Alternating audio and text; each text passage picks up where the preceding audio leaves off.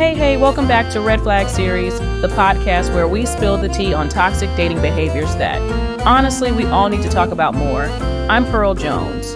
And I'm Charlotte Abrams, and girl, do we have a juicy one for you today? We're talking about the so-called nice guy who, isn't actually that nice. You know the one I'm talking about, right? Oh my god, yes, the guilt-tripping master.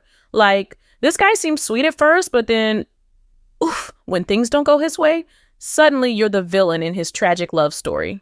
Exactly, and the crazy part is he doesn't even realize he's being manipulative, or maybe he does. Either way, it's emotional manipulation disguised as, quote-unquote, being vulnerable. Okay, so let's paint the picture here. You know this guy, right? He's the one who says things like, I guess I'm just not good enough for you when you don't text back immediately, or when you're busy with work or friends. Suddenly it becomes this whole thing about how you don't prioritize him.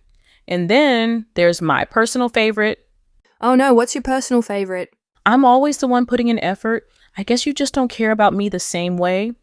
Like, sir, we went on 2 dates. Calm down.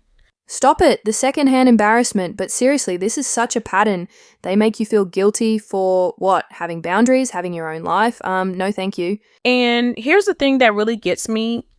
They weaponize their feelings. Like, instead of communicating normally, they make these dramatic statements that are designed to make you feel bad. It's manipulation 101, but wrapped in this sad puppy dog package. And they're masters at timing too. Like, they'll drop these guilt bombs right when you're trying to set a boundary or when you're feeling happy about something. Yes, and you know what the worst part is? When you try to address it, they flip it around like, oh, so now I can't even express my feelings? Expressing feelings and guilt tripping are two very different things, Kevin. Not Kevin. Why is it always Kevin? But you're so right. Real emotional vulnerability looks like, hey, I noticed you've been distant lately. Is everything okay? Can we talk about it? Not, I guess you don't care about me anymore. Like, one approach invites conversation and shows genuine concern for your well-being. The other is just emotional manipulation designed to make you feel guilty and scramble to reassure them. Exactly. One is opening a conversation, the other is like emotional blackmail. And ladies, if a guy makes you feel guilty for having standards or boundaries, that's not your person. That's just not it. And here's what I want everyone listening to understand. You are not responsible for managing someone else's emotions. You are not their therapist. You are not their emotional support human.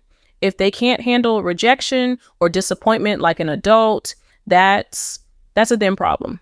And can we talk about how they love to rewrite history? Like, suddenly they're telling this story where they're the perfect boyfriend who did everything right, and you're this cold, heartless person who just threw away their love. I had a guy once who literally told people I broke his heart for no reason after I told him I wasn't comfortable with him showing up at my workplace unannounced. Sir, that's called stalking, not romance. Oh my God, the workplace thing. That gives me chills because that's exactly how they operate.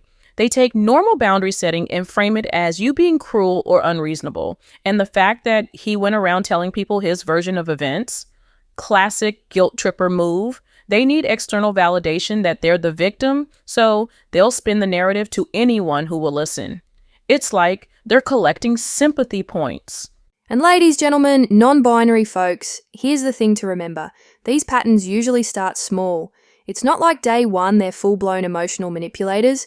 It starts with little guilt trips, small comments that make you second-guess yourself. Maybe they pout when you want to hang out with friends, or they make subtle digs about your priorities.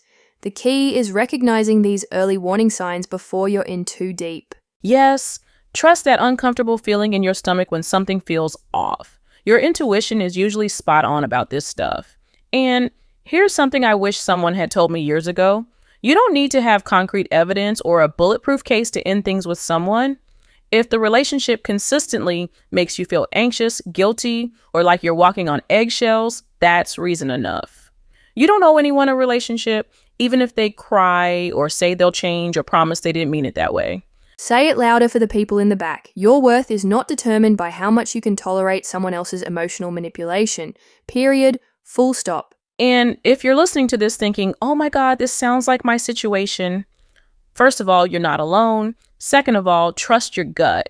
If something feels off, it probably is. You don't need to justify your feelings. Right, and remember, healthy relationships feel, well, healthy. They don't leave you constantly questioning yourself or walking on eggshells. You should feel safe to be yourself, not like you're auditioning for someone's approval. Okay, so before we wrap up, Charlotte, what's your number one red flag that screams guilt tripping nice guy? Oh, easy. When they make you feel guilty for things that are completely normal, like having friends, having hobbies, having a life outside of them. What about you? The martyr complex. When they constantly position themselves as the victim in every scenario. Like, nothing is ever their fault, but somehow it's always about their pain. Major red flag. Ugh, yes. All right, beautiful humans, that's a wrap on today's episode. Remember, you deserve someone who respects your boundaries, not someone who guilt trips you for having them.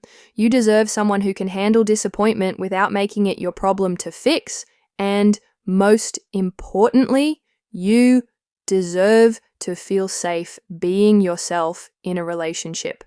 We'll be back next week with more red flags to watch out for. I think we're going to tackle love bombing, so that should be fun. Until then, keep those standards high and trust your instincts. I'm Pearl.